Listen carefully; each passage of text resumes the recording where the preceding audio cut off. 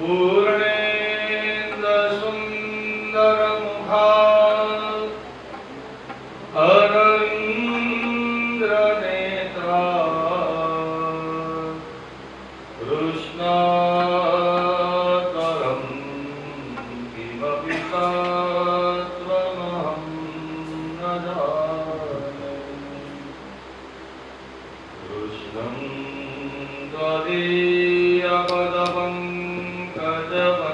त्वदीयपदपङ्कजपञ्जराग्ने अद्यैव मे विशन्तु मानसराजहंस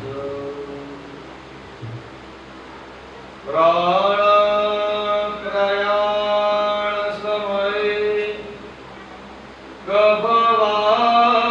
गभवातवित्तये गन्धावरो धरविधयो स्मरणं कृतस्ते हरे हरे हरे कृष्ण कृष्ण कृष्ण हरे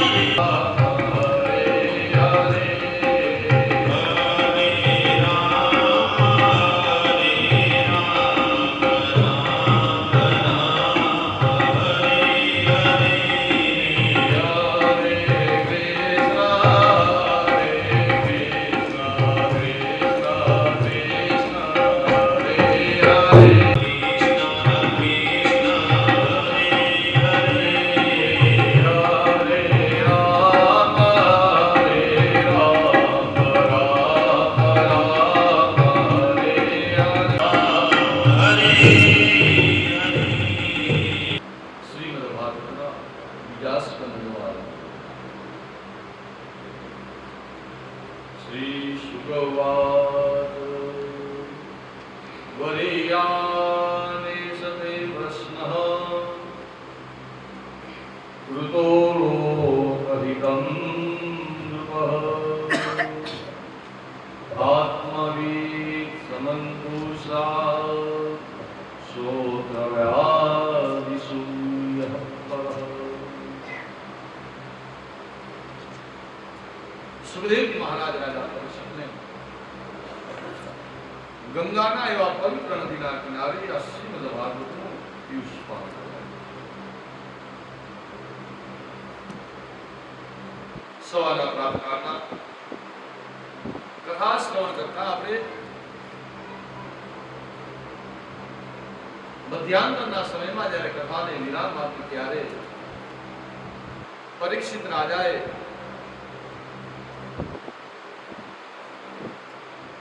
સુખદેવજી મહારાજના ચરણમાં વંદન કર્યા. જીવન મારું આજે આ જીવન એ દિવ્ય બન્યું છે મહારાજ.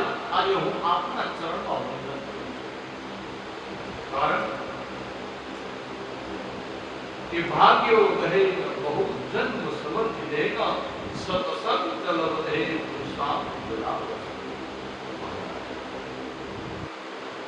ઘણા જન્મના પુણ્યથી આ ભાગ્યનો ઉદય થાય છે અને ક્યારેક આ જીવને ભગવાનનો સત્સંગની પ્રાપ્તિ.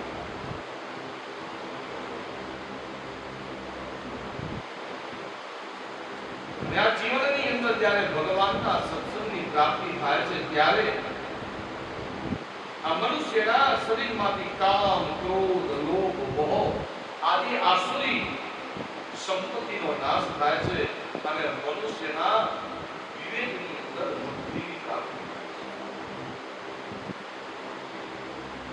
થાય છે.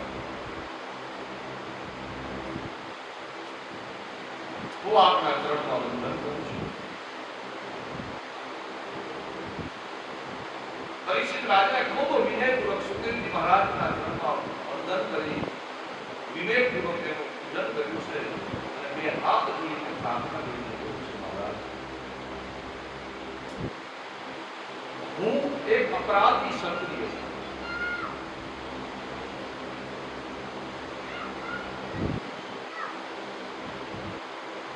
મેં સમાધિસ્થ અવસ્થામાં બેઠેલા બ્રાહ્મણનું મેં અપમાન કર્યું છે અને એ બ્રાહ્મણના પુત્રનો મને આજે શ્રાપ આપ્યો છે કે આજથી 7મા દિવસે મને તક્ષક નામનો નાગ મળશે. એટલે હું આ વૃંદાવનના કિનારે આવ્યો છું. એકાંતમાં ભગવાનનું વંદન કરવા માટે આવ્યો. જુઓ, સંતો, મહાત્માઓ, મોટા મોટા ઋષિમુનિઓના આજે મને દર્શન થઈ રહ્યા છે અને એમાં પણ આજે મને આપણા દર્શન થયા. હવે તો મહારાજ મને મારા જીવનની અંદર એક જ વસ્તુ લાગી છે કે મનુષ્ય જીવનનું કર્તવ્ય શું છે. મનુષ્ય જીવનનું કર્તવ્ય શું છે એ આપ મને કહો. અને જે મનુષ્યનો અંતકાળ નજીક આવે ત્યારે મનુષ્ય શું કરવું જોઈએ. આ બે પ્રશ્ન, આ બે પ્રશ્નો સુખદેવજી મહારાજની પાસે પરીક્ષિત રાજાએ રજૂ કર્યા. પહેલો પ્રશ્ન કયો તો સદા સર્વદા જીવનનું કર્તવ્ય શું. મનુષ્ય અવતાર મળ્યો છે. આજે હું માનવ બનીને અહીંયા પૃથ્વી લોકમાં આવ્યો છું. તો આ માનવ બનીને આવ્યા પછી મારા જીવનનું કર્તવ્ય શું, શું કરવાનું મારે, મારા જીવનનું કર્તવ્ય શું છે એ આપ મને કહો. અને બીજો પ્રશ્ન પૂછ્યો છે કે જે મનુષ્યને પોતાના મૃત્યુનું જ્ઞાન થઈ જાય તેવા મનુષ્ય શું કરવું જોઈએ. આ બે પ્રશ્નો પરીક્ષિત રાજાએ સુખદેવજી મહારાજના ચરણમાં રજૂ કર્યા છે. અને ત્યારે સુખદેવજી રાજા પરીક્ષિતને આશીર્વાદ આપવા. આજે તમે બે પ્રશ્નો જે રજૂ કર્યા છે તે પ્રશ્નો બહુ જ ઉત્તમ પ્રશ્નો છે અને આ જ પ્રશ્નો એ મોક્ષ આપનારા પ્રશ્નો. તમારી પાસે 7 દિવસનો સમય છે. તમે જરાય પણ ગભરાવો. પૂર્વે ખટવાલી નામના રાજા હતા અને તેમની પાસે તો માત્ર 2 ઘડીનું આયુષ્ય હતું. તો પણ એ ખટવાલી રાજાને મુક્તિ મળી ગઈ. તો રાજા, હું તમને વચન આપું છું કે 7 દિવસની અંદર તમને ચોક્કસ ભગવાન દીધા. આ કઈ સુખદેવ મહારાજે હવે અહીંયાથી કથાનો આરંભ કર્યો. સૌપ્રથમ જીવનની અંદર સમજી લેજો કે શ્રીમદ ભાગવતમાં શ્રીમદ ભાગવતની કથામાં 3 લોકો વક્તા છે. શુદ્ધ પુરાણ જે અત્યાર સુધી આ કથા નિમિષારણ્યની અંદર શૌનકાદિ ઋષિમુનિને કહેતા હતા. હવે આ જ કથા સુખદેવજી મહારાજ રાજા પરીક્ષિતને ગંગાનદીના કિનારે કહી અને આગળ આવશે મૈત્રેય ઋષિ વિદુરજીના ભાગવત. બધા એકબીજાની અંતર્ગત સુખદેવજી શુદ્ધ પુરાણી કહે છે કે હે શૌનકાદિ ઋષિમુનિઓ, સુખદેવજી મહારાજે રાજા પરીક્ષિતને આ કથાનો આરંભ કરતા કહ્યું છે કે હે રાજન,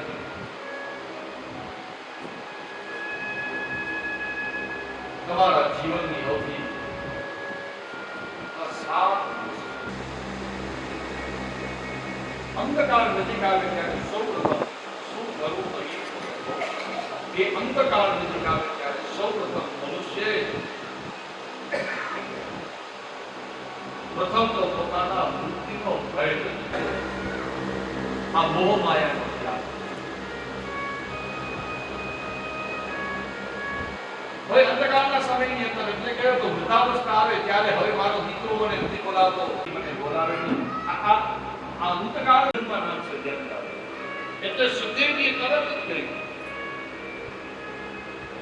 કે અંતકાળ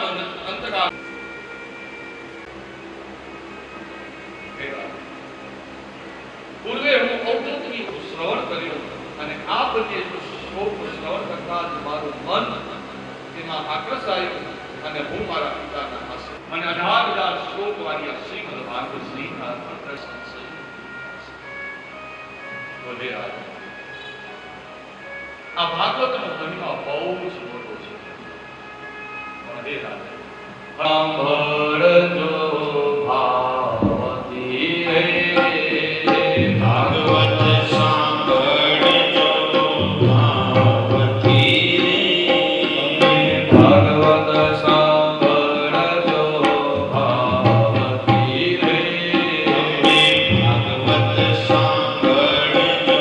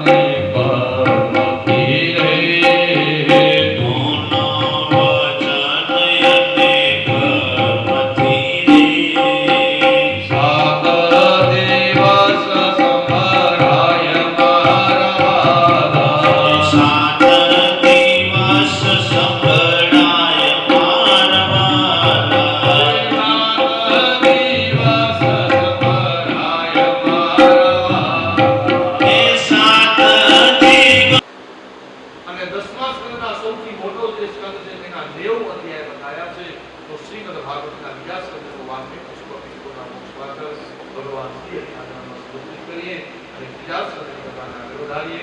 બોલીએ કૃષ્ણ કનૈયા લાલ કી જય. કાયેન વાચા મનસેન્દ્રિયૈર્વા બુદ્ધ્યાત્મના પ્રકૃતિ સ્વભાવાत् કરોમિ યત્ સકલં પરસ્મૈ નારાયણાય સમર્પયામિ.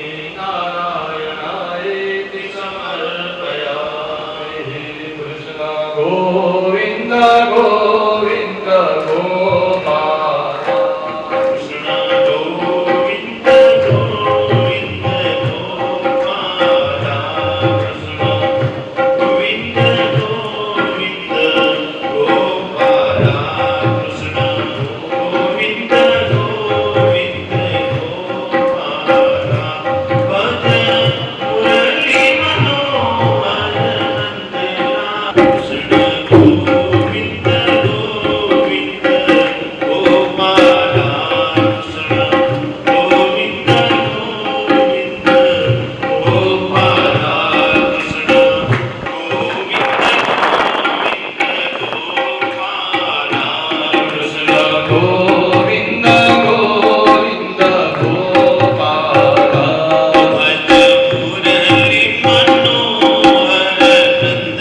કૃષ્ણ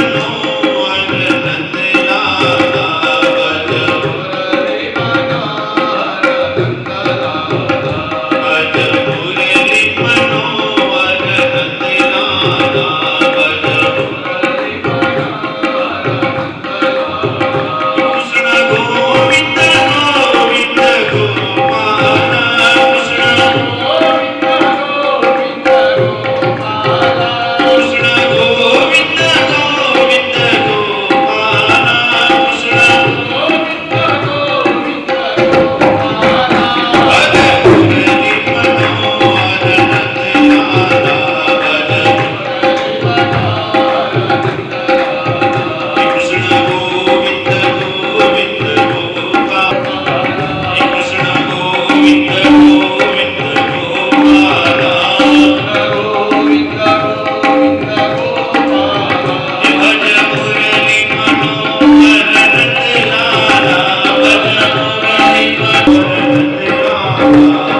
કૃષ્ણ સુખદેવજી મહારાજના ચરણમાં વંદન કરીને કહ્યું છે, મહારાજ મને હવે આપ ભગવાનના ભક્તજન એવા વિદુરજીના ચરિત્રની મને વિદુરજીની કથા સાંભળવાની ઈચ્છા થાય છે. કારણ મેં એવું સાંભળ્યું છે કે વિદુરજી સાક્ષાત ભગવાનના યમરાજાના અંશ અવતાર તરીકે હતા અને ભગવાનના ઉત્તમ ભક્ત. ત્યારે સુખદેવજી કહે છે કે હે રાજા સાંભળો.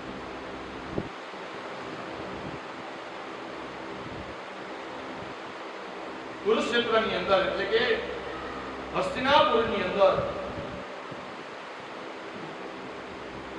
ધૃતરાષ્ટ્ર રાજાનું કૌરવનું રાજ ચાલે છે અને એ કૌરવના રાજા ધૃતરાષ્ટ્રનો અર્થ પણ બહુ સરસ બતાવ્યો છે. ધ્રુવ એટલે કે કપટ કરનારો. એની સાથે કપટ કર્યું છે તો વિદુ રાષ્ટ્રની સાથે દેશની સાથે આપણે કેમ કે રાષ્ટ્ર એટલે દેશ, દૂત એટલે કે કપટી, ધૃતરાષ્ટ્રનો અર્થ છે કપટ કરનારો વ્યક્તિ. અને હવે આપણે એમ કહીએ કે ધૃતરાષ્ટ્ર એટલે આંધળો હતો, તો અહીંયા એમ કહ્યું છે કે ધૃતરાષ્ટ્ર આંધળો તો હતો, પણ ક્યારેક ક્યારેક તમે ને હું પણ આંધળા બની જાય છે. નીતિ અને ન્યાયનો ભૂલી જાય તો તમે ને હું પણ આંધળા છીએ. ધ્યાન રાખો. દુર્યોધનને હસ્તિનાપુરનો રાજ મળે એવી આશયથી પાંડવોને મારવા માટે અનેક પ્રકારના નિજ કર્મો આ કૌરવો નામની આંદોલન રચી ગયા છે. ત્યાર પછી આ પાંડવો હસ્તિનાપુરનો અડધો ભાગ લેવા માટે આવ્યા છે અને એ અડધો ભાગ આપવા માટે દુર્યોધન સમર્થ થયો નહીં. અને એ સમયે ત્યાં તેને જુગાર છે તો જુગાર રમવાનું નિમંત્રણ આપવામાં આવ્યું છે. અને એ સમયે કૌરવો અને પાંડવો જુગાર રમ્યા છે. આપણે સવારમાં વાત કરી કે કલિયુગને રહેવાનું સ્થાન એક જુગાર પર છે. આપવામાં આવ્યો છે કે એનો ધર્મ રાજા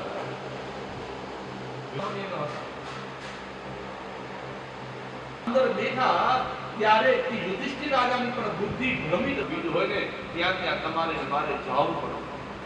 એ વસ્તુ કૌરવો અને પાંડવોનું સૌપ્રથમ હસ્તિનાપુર અને પાંડવો છે તે પાંડવોને જુગારની પોતાનું સર્વસ્વ બધું જ જુગાર. પાંડવોની પાસે પાંચે પાંડવો પોતાના જુગારની પોતાની જાતને અધિકાર હોય. ધન સંપત્તિ હતી બધું હારી એક દાવ દાવમાં મૂકો જાય પણ અંતે એ બધા પોતાનું સર્વસ્વ ભૂલાવી એને જુગારની દાવમાં મૂકી શકે. અને એ વસ્તુ તમારી પાસે છે જે મૂલ્ય વસ્તુ છે એ આ દ્રૌપદીને જુગારના દાવમાં મૂકવાની વાત. દ્રૌપદીને જુગારના દાવમાં મૂકવાની વાત આવી છે ત્યારે યુધિષ્ઠિરના મનમાં એમ થયું કે હવે તો હું જીતીશ. કેટલાકના દાવ હાર્યો, એક દાવ ની જીતું.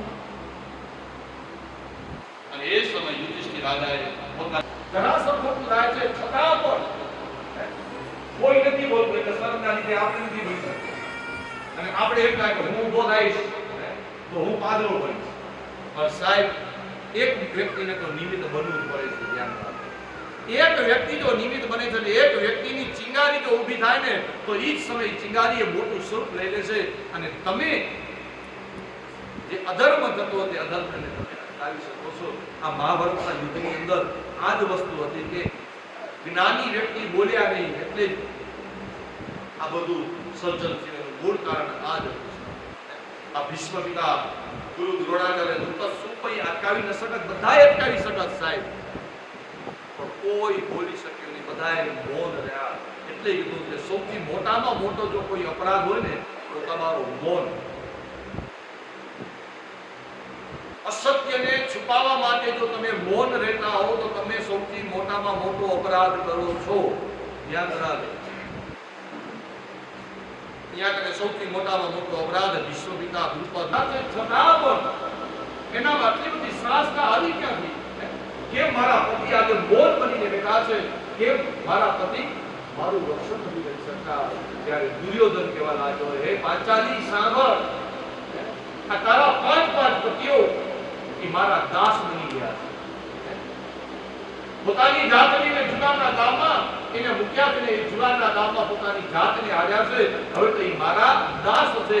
એટલું જ નહીં અને કહી દો દ્રૌપદી કે તને પણ આ જુગારના દાવમાં મૂકવામાં આવી છે અને એ જુગારના દાવમાં તને પણ એ હાર્યા છે અને અમે તને જીત્યા છે. માટે આજથી તું અમારી દાસ. આ શબ્દ જ્યારે દ્રૌપદીએ સાંભળ્યા એ જ સમયે દ્રૌપદીની આંખમાંથી દ્રૌપદી રડતા રડતા પોતાના પતિની સામે જુએ. પણ એ સમય યુધિષ્ઠિર રાજા કાંઈ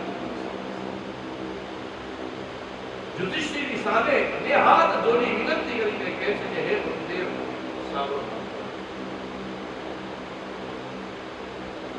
હું એટલું જાણું છું કે પત્ની ઉપર પતિનો અધિકાર છે. એ વાત સાચી છે. કોઈ પદાર્થ નથી, હું કોઈ વસ્તુ નથી, કે હું કોઈ ચીજ નથી કે જેને તમે મને આ જુગારના દાવમાં મૂકી શકો. હે પતિદેવ, શાસ્ત્રમાં એવું ક્યાંય પણ બતાવ્યું નથી કે કોઈ પણ પુરુષ પોતાની પત્નીને જુગારના દાવમાં મૂકી શકે. તો પતિદેવ, તમે મને જુગારના દાવમાં મૂકવાનો કોઈ યુધિષ્ઠિર રાજાને પોતાની ભૂલ સમજાવી છે. એ સમયે યુધિષ્ઠિર રાજા મૌન બની અને ત્યાં એ અધર્મ છે, અધર્મ પોતાની નજરની સામે જોઈ રહ્યા છે. દ્રૌપદી હતા, દ્રૌપદીના મુસાફરી બે હાથ જોડ્યા છે. કેને?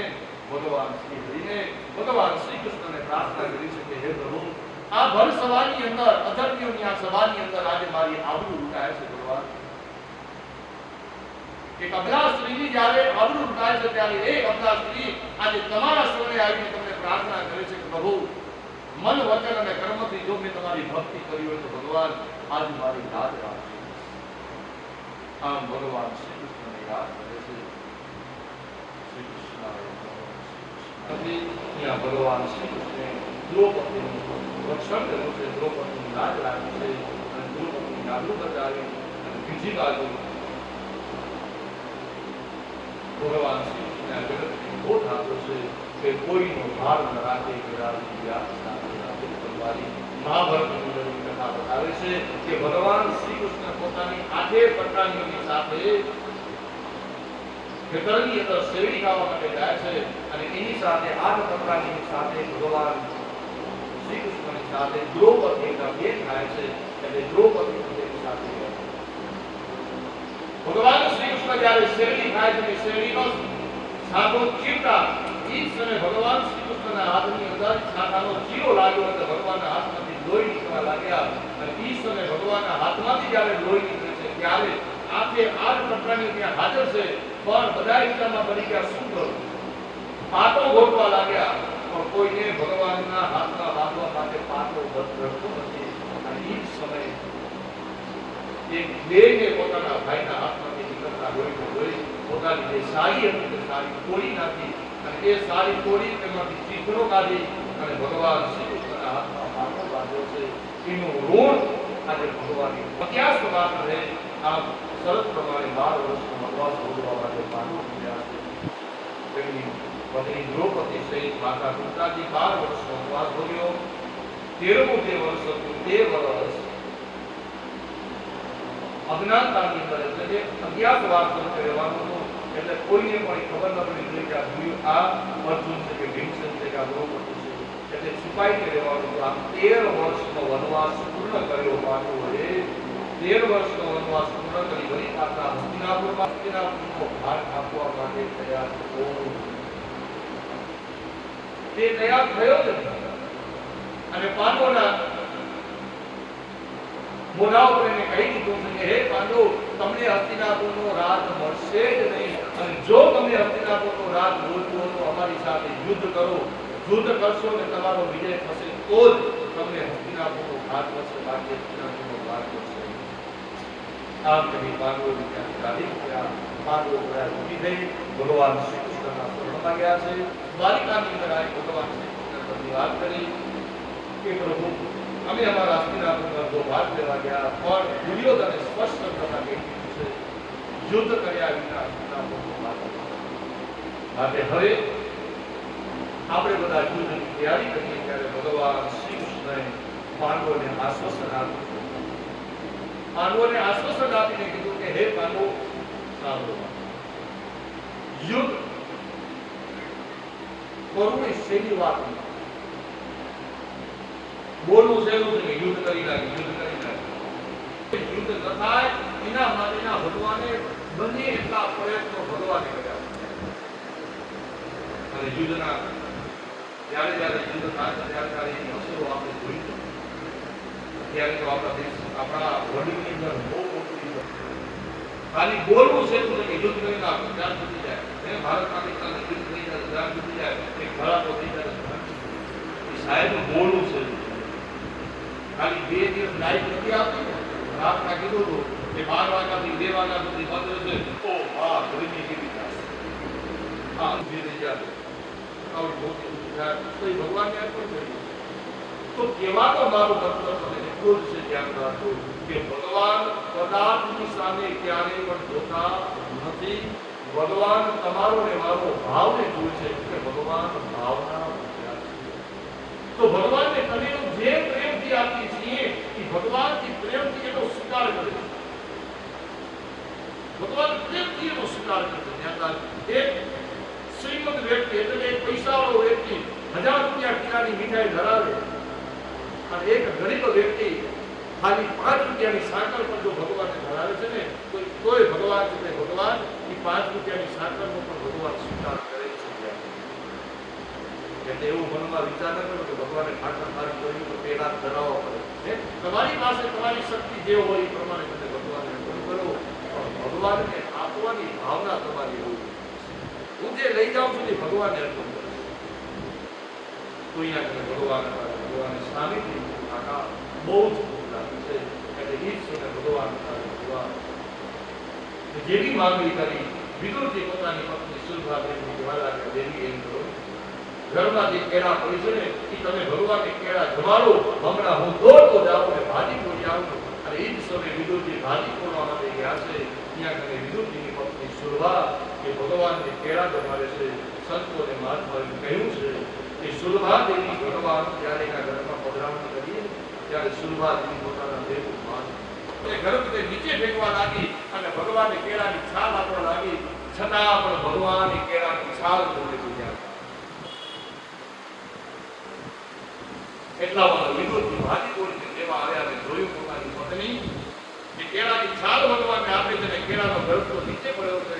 ત્યારે એ વિદુરજી પોતાની પત્ની સુરભાને કહે છે અરે દેવી જોતા ખરા ભાન ગુરુ તમે ભગવાનને શું જમાડો છો જોતા ખરા. અને દેવી તમે ભગવાનને કેળાની છાલ જમાડો છો. અને એ સમયે સુરભાને હાથ જોડી ભગવાનની પાસે ક્ષમા માંગી અને ભગવાનને બે હાથ જોડીને કહે છે મારા વિકૃત ભગવાન જેવા લાગે કાકા. આ કેળાની છાલમાં જેવી મીઠાશ હતી ને એવી મીઠાશ કદાચ આ કેળાના ગર્ભમાં. આ કેળાની છાલમાં મીઠાશ છે કેવી તો મારી કાકીના ભાવ અહીંયા ભગવાને ભાજી સાથે ભાજી સુરભાદેવી ભાજી બનાવી છે. ભગવાન પ્રેમથી ભાજી વિદુરજીના ઘરે આવ્યા. પ્રેમથી ભગવાન ભાજી જમ્યા છે. જરાય પણ મનમાં સંકોચ રાખ્યો નહીં. આમ ભગવાન શ્રી કૃષ્ણ ના ઘરે ભગવાન શ્રી કૃષ્ણ વિદુરજીના ઘરે આવી ભગવાન પ્રેમથી ભાજીનો સ્વીકાર કર્યો છે. એટલે જ એવું છે કે ભગવાન તમારી મારી ભક્તિ જોડે છે. ભગવાન તમારો ભાવ જોડે છે. સરસ મજાનું કીર્તન ગાયું છે કે સબસે ઊંચી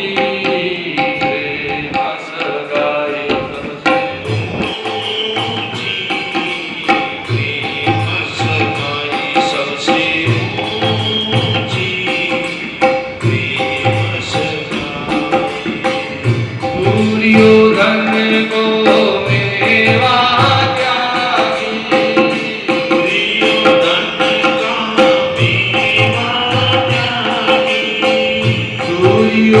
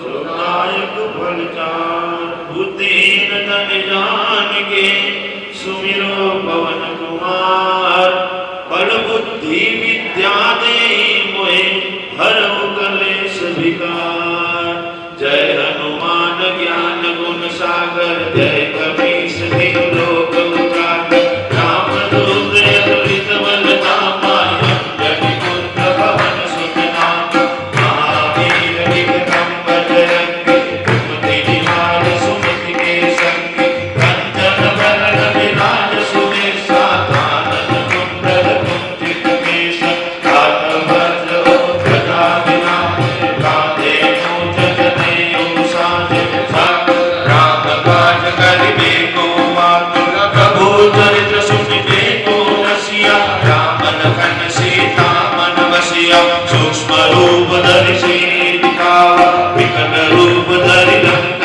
जनावा भीम रूप धरि असुर सहारे रामचंद्र के काज सवारे लाए सजीवन लखन जियाए श्री रघुवीर हर्ष उर लाए रघुपति की नहीं बहुत बनाए रूप मम प्रिय भरत सम भाई शास्त्र बदन कुमरो दस गावे बस गए श्रीपति कंदल गावे सनकादिक ब्रह्मादिक मुनीसा नारद सारद सहित गणेश जब कुबेर दिक्पाल जहान कवि कोविद कहि सके कहान तुम उपकार सुखे बहि कीना राम मिलाए रघुपति दीना तुम्हारो अंतर जन मामा लंकेश्वर भय सब जग जाना योग सहस्र धन बलवान विद्योताई मधुर बल जान जबो मोत्रिका मिलि मुखमाय जल्दी नाम गए रज रजनाय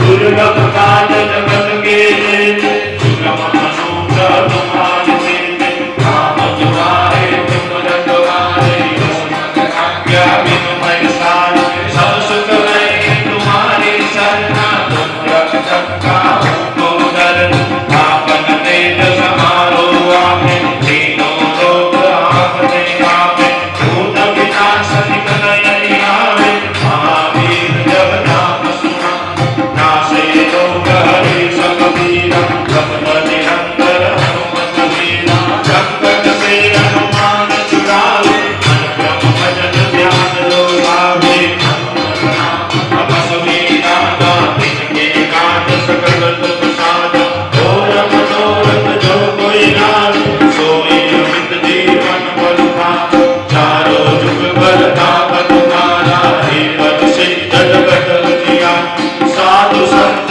के तुम रखवारे असुर कंदन राम दुलारे हस्त सिद्धि मोहि के जानकी माता राम रसायन तुम्हारे आशा सदा रहो रघुपति के दासा तुम्हारो भजन राम दुख विसरावे अंधकार रघुबर पुर जाए ज्ञान हरि भक्त कहानी घोर देवता की कर धरणी हनुमत से ही सर्व सुख कर संकट हरे मिटे सब पीरा जो